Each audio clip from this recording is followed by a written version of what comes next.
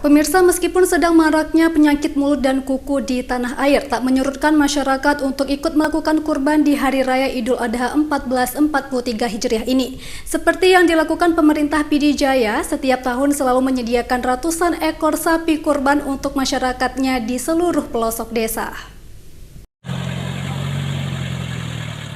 Beginilah suasana di komplek perkantoran Bupati PD Jaya.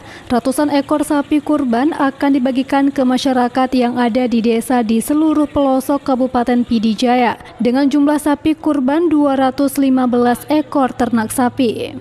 Jumlah sapi kurban yang dibagikan kali ini bertambah dibandingkan tahun sebelumnya sekitar 100 ekor. Sapi-sapi ini nanti akan diserahkan kepada 8 kecamatan di wilayah PD Jaya dengan jumlah desa 222 desa.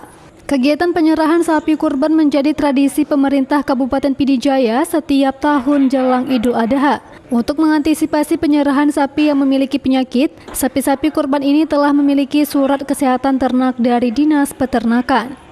Sebelum dilakukan penyerahan kepada panitia, sapi-sapi ini terlebih dahulu dicek kesehatan untuk mencegah dari penyakit PMK. 215 hewan kurban tahun ini di PD Jaya merupakan kumpulan dari sejumlah ASN yang ada di Kabupaten PD Jaya. Dari PD Jaya, Jamal Pangwa, iNews melaporkan.